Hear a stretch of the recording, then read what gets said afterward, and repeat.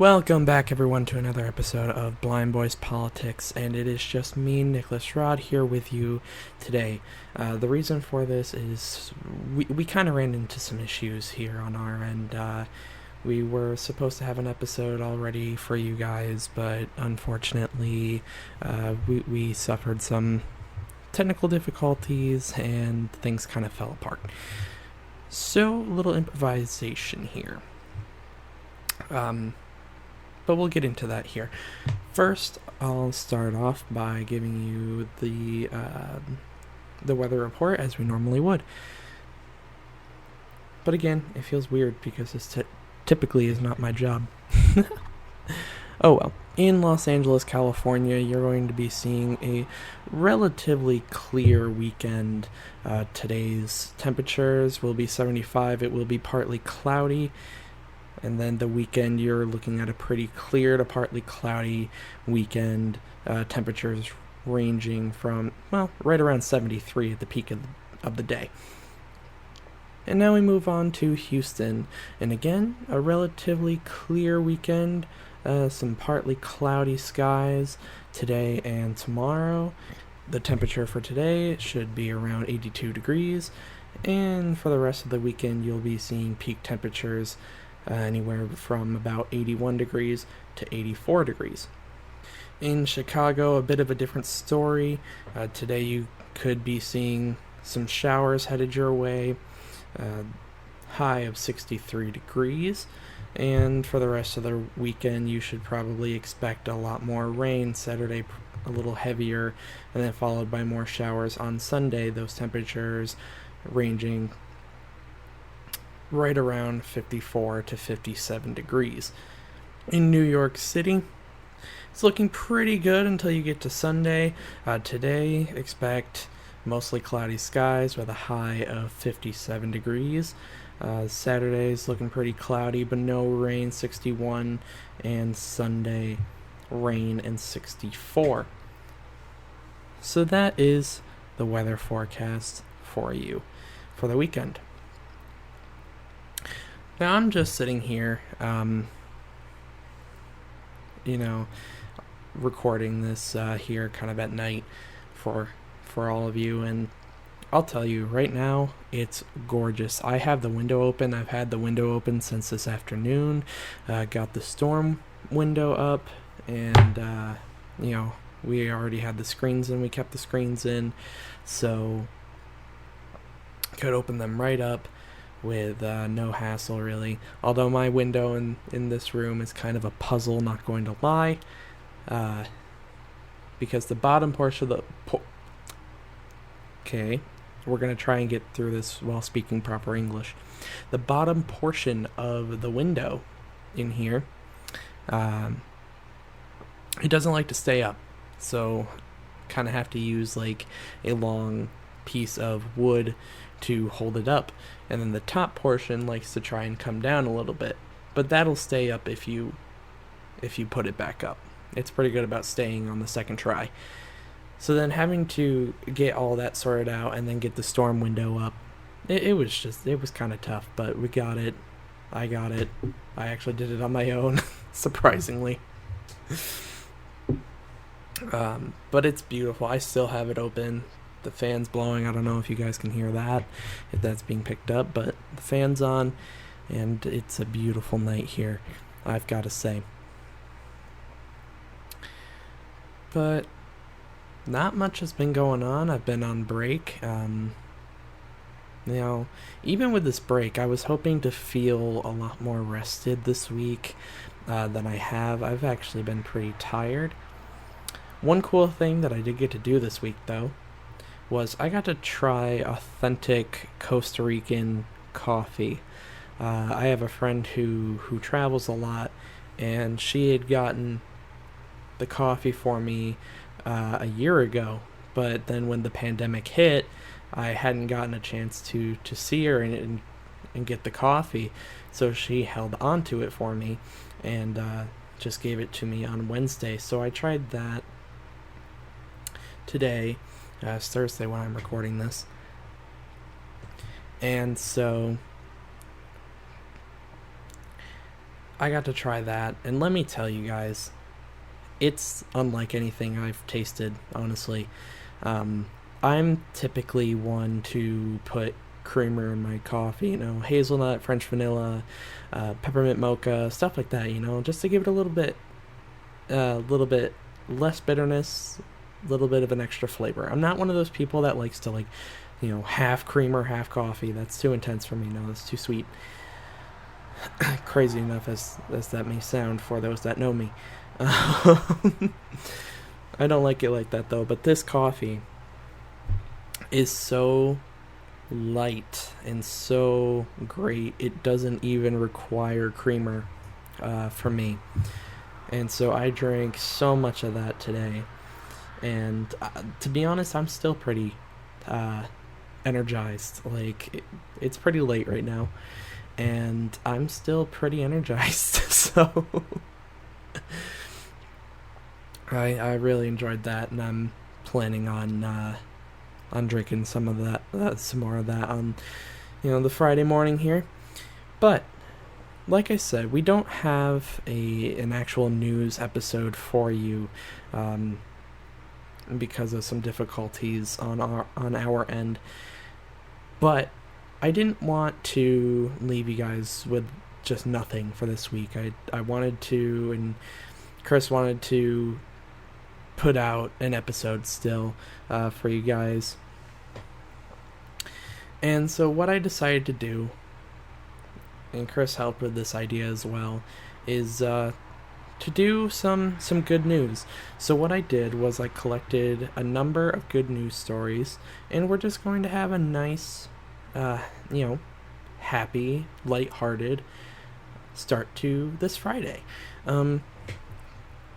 So the first story I have for you guys is a story that comes from a New Jersey restaurant.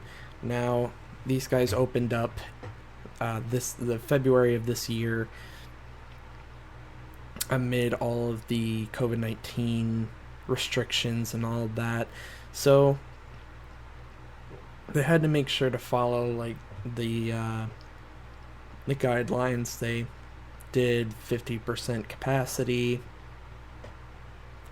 as well as the other sanitization measures and all of that. But they also went in a bit of a unique direction and came up with some of their own measures just to kind of help the process along. One of the things they did was they put a 90-minute time limit for customers to sit down and eat, just so they could turn tables over faster, get more customers in, things like that. That way waits weren't horribly long. Well, there was one customer that was very displeased by this, and they tipped they tipped $0. They didn't give any tip to the waitress. And on the bill they wrote, I'm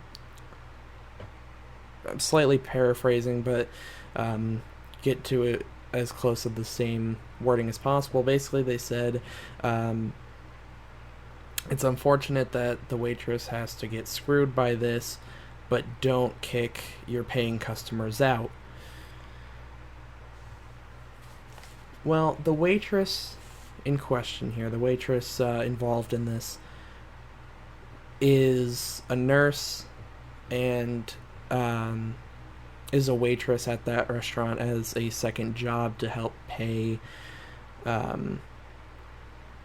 for a degree to actually become a doctor. So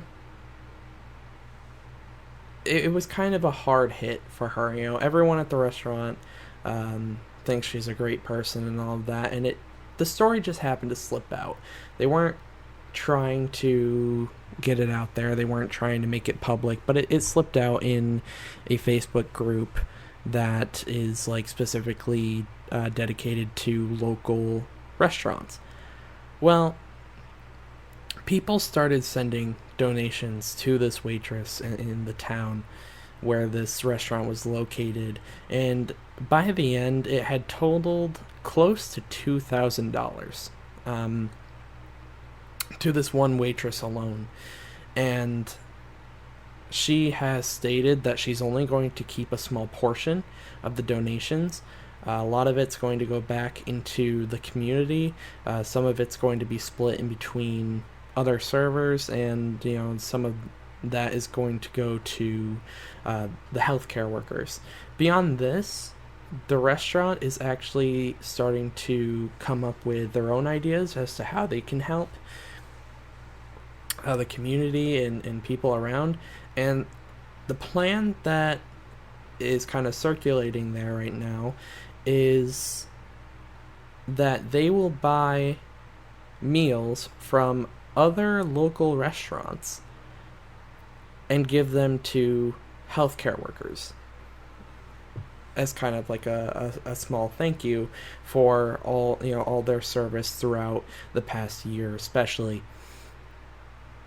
with all the havoc that the pandemic has brought. So by doing this, they're both helping the other restaurants around them, their competition. They're helping those restaurants by buying meals from them, and then they are giving those meals free of charge to healthcare workers. And this all sparked because of a customer being displeased and not tipping a waitress. Absolutely amazing, in my opinion. Absolutely amazing how these things can start. You don't expect a chain reaction from something like that, such an unhappy customer. You don't really expect that to turn into, hey, there's going to be donations, there's going to be restaurants helping out restaurants helping out healthcare workers. It's just this huge circle that is honestly so amazing to see. Now we move on to our next story, though. And we move into Oklahoma, where at an elementary school, a cafeteria manager decided to undergo her citizenship test, her U.S. citizenship test, and she passed. Well, school caught wind of this, and the students the next day surprised her. They all lined up along the hallway, and as she came walking down the hall, they started cheering for her, they started clapping, and cheering, chanting, all that stuff, and just gave her an amazing start to her day. She was, you can see that she's crying, because there are videos of this as well online, and just a special moment when you have a connection like that between your school staff and the students there. It's just so nice to see.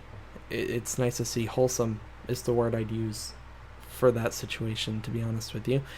And it's great. Next, we move into a bit of more of a celebrity story. So Shaquille O'Neal, if you don't know that name, he is a former NBA star. Now, most people know who he is. Even if you don't know NBA or sports, really, you've probably heard the name Shaquille O'Neal. But he was an absolute star in the NBA, a 15-time All-Star, 19 years in the NBA, 19 seasons. Just an absolute star in the NBA. Well, he was out shopping for jewelry one day, and he happened to hear this very shy guy just talking to one of the employees in the store about paying off the engagement ring that he had bought and slowly paying it off. Well, hearing this, Shaquille O'Neal walked over to the man and basically said, "How much is it?" Man gave him the price. He's like, "I've got it covered." Paid off the entire thing for him right then and there. The man at first tried to reject it, tried to turn the offer down, because the man was described as like this very shy, very hardworking man. Didn't want to take an offer like that, but Shaq was basically just said, "It's no problem at all. I want to do this," and went ahead and did it.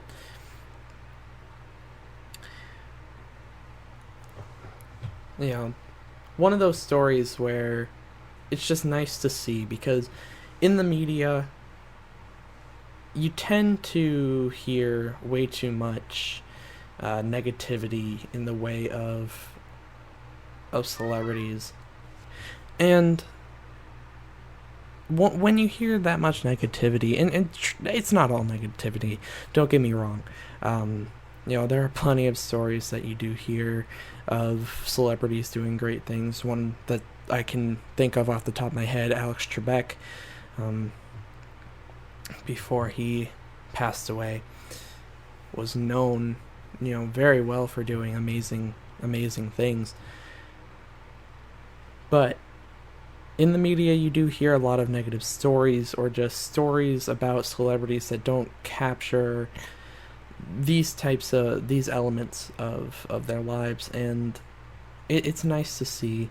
It's nice to see such a presence and such a star step up like that, of his own volition, of his own ideas, of his own willingness, and just did it, for no reputation or anything like that.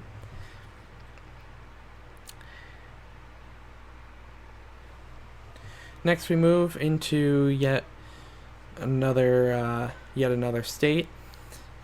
This one takes place in Florida, where a 13-year-old girl saved the life of a 3-year-old.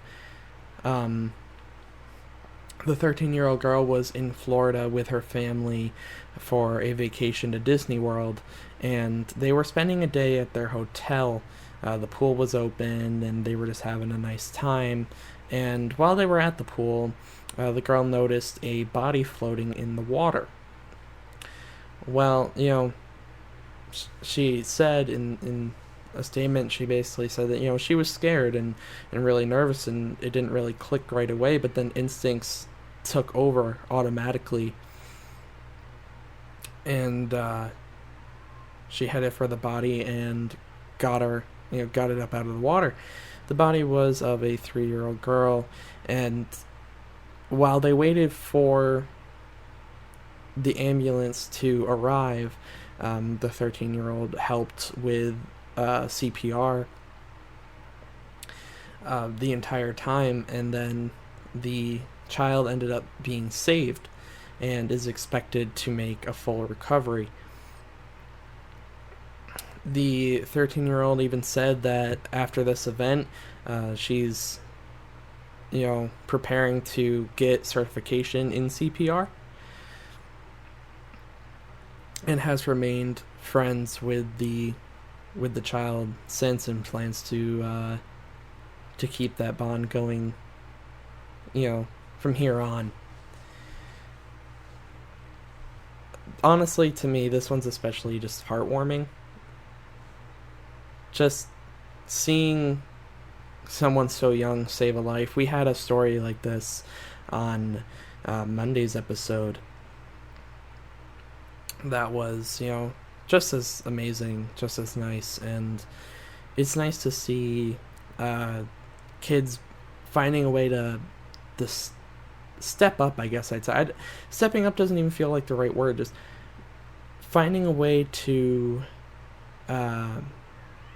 have a huge impact on the lives of others, like she did here. She saved a life. Doctors even said if the child's body had remained in the water for pretty much any longer any longer of a period of time, probably wouldn't have made it. She probably wouldn't have made it. And so,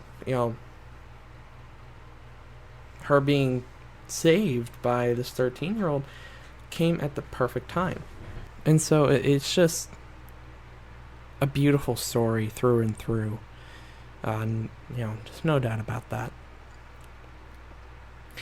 Alright, so I got one more story for you guys before we end this episode, and here it is. So this woman in Rhode Island, she became a paraplegic 20 years ago due to a bad accident, and so she is in a wheelchair. But she ended up having a pretty bad issue. The wheelchair lift in her truck was pretty damaged. It broke a lot. Was very, it didn't function very well at all. And the company that she had originally gotten it from just wasn't responding, wasn't being helpful. So she had to kind of deal with it on her own. Well, there was a mechanic that she had actually built a pretty good bond with prior to all of this, just helping her with other work on the truck and all of that. Well, she brought it to this mechanic, and he was like, "Yeah, I'll work on this. I will fix this." And he worked for 6 weeks on this lift because parts were basically impossible to get for it. But he worked 6 weeks. He worked for 6 weeks on this lift, figuring it out, working on it tirelessly, and eventually did fix it and got it into amazing condition, basically immaculate. And when it came time for her to pay, he didn't want any money from her. He essentially did it free of charge. And there was a statement from him that basically said, his wife is disabled as well, so he just wanted to step up and help in any way that he could. And when he got this opportunity, he knew that he couldn't pass it up. I apologize for the voice cracks, by the way. I know there have probably been numerous of those in this episode. But anyway, I just heard that and got distracted. I heard it happen as I was speaking, so I had to bring it up. But anyway, he just wanted to step up in any way that he could. So he did this for her, and the woman even said, that she put her trust in him to get this lift fixed. And she was like, it's hard to find a mechanic that you can fully trust. And so the whole experience was very special for her as well. And it's amazing because repairs like that, the labor it takes alone would be an incredibly high price. Not to mention figuring out how to get around the parts issue and all of that. The price for this repair would have been enormous, to say the least. So the fact that he was willing to turn around and just do it for free, no charge, it is absolutely special, absolutely amazing. One of those things where you just... I'm becoming speechless. This is the thing about episodes like this. We did one episode before back on Christmas with just all good news. And the thing about doing so many good news stories in a row is that you just become speechless after a while. Especially doing this on my own. I'm running out of words to say because these stories are just amazing. Whether it's students cheering on their school staff, whether it's a celebrity, you know, just doing a simple good deed for someone, whether it's a life being saved, or just these amazing acts from communities and from specific people. Stories like this are just such a reminder that there is good in the world. And I don't mean to sound cheesy or cliche with saying that.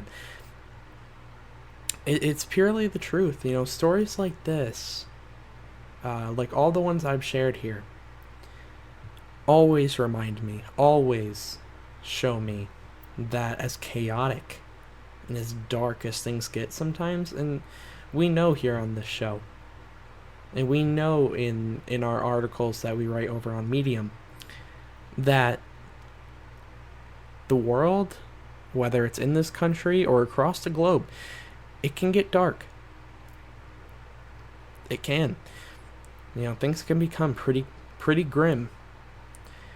But it's stories like this, no matter how simple or immaculate, that just show you that there's still some good in the world, that there's still some bright spots moving ahead. And I'll tell you guys right now, doing these good news stories, even just doing one per episode, like we normally do, really brightens up my day. It does. And we hope that it does the same for all of you. Things like this are amazing. Like I said, whether it's lives being saved, major donations, apologies,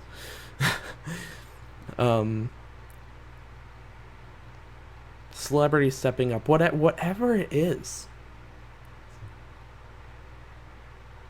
These stories of just these amazing acts never fail to amaze me, and never fail to put a smile on my face.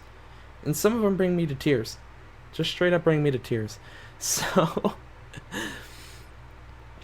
I hope that this episode has brightened up your guys' day as much as it has brightened up my night, and how much it'll brighten my day up throughout Friday here. Actually, as I'm recording this, I'm pretty sure it is officially Friday, so I can say happy Friday along with you guys. But oh, not quite. It's still Thursday. Oh well. By the time this goes up, it'll be Friday. So, happy Friday, y'all. But that is it for this morning's episode of Blind Boys Politics. If you want to, well, I'll say this, and I should have said this at the beginning too. If you guys have noticed, if any of you follow the Medium articles that we write, you would have seen that we didn't really have any come out this week.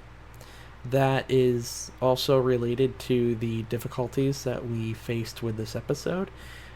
But we will be back in full swing next week. You will have all of your normal episodes, and news episode on Monday, and news episode Friday, and Dumb Laws on Wednesday, alongside articles coming out on Tuesday and Thursday. If you did miss the articles this week and missed your normal injection of your, the news here on Friday, just know we'll be back in full gear. Everything will be sorted out. Starting Monday, everything will be back to normal.